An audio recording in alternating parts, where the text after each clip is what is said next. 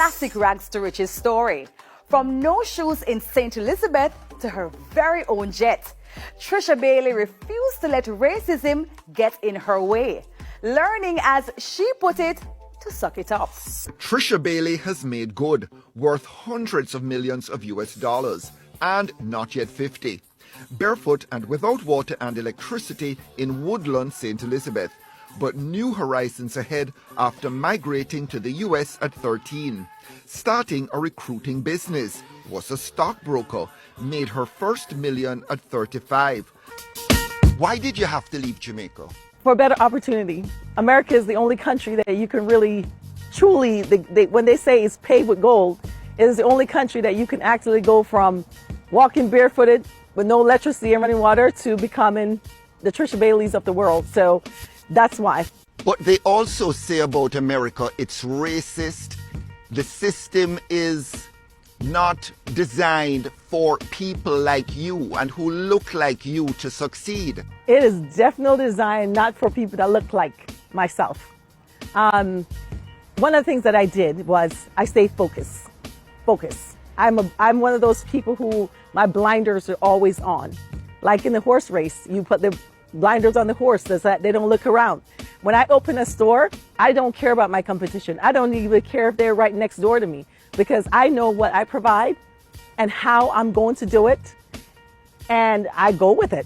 When it becomes difficult, I fall back on God, and I keep praying, and then I keep working, and then I keep praying some more until I get to the point where I am now. Money was forever something that I knew that you can't romp with it.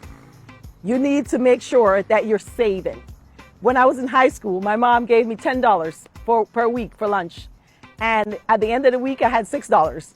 Now, she gave the same money to my sister, and Tuesday she didn't have no more money left.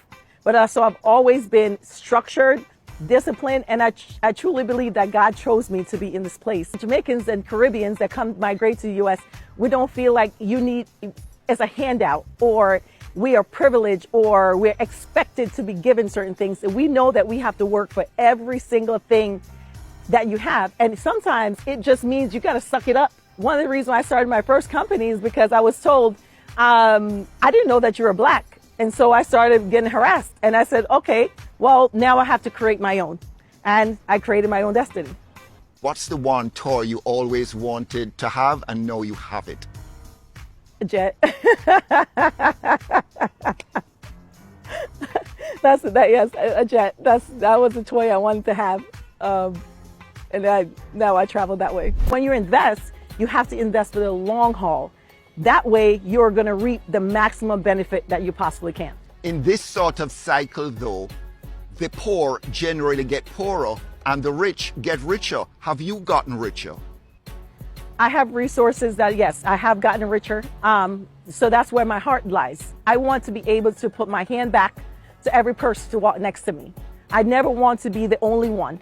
So that's the reason why I'm charitable. That's the reason why I'm a philanthropist. I am still the little girl from Woodland who believed that every person should be treated with love and kindness.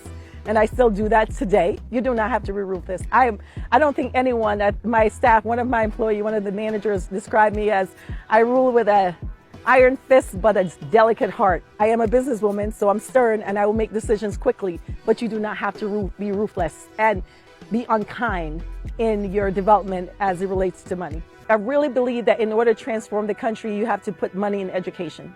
I believe that's how the transformation will happen, is to put money into the bright minds and develop them to become the Trisha Baileys of the world. Family and friends do benefit from Bailey's largesse. And if they start a business, I'm right there with them, holding their hands, walking them through it. Now I have boundaries. It's not a handout. You have to work for it. I have to work for it. And as long as I see that that work is there and that discipline and your morals remain intact. Because what happened with people, when money comes, morals start going out the window. Your morals have to stay intact in order to engage with me, because otherwise I can't be around you.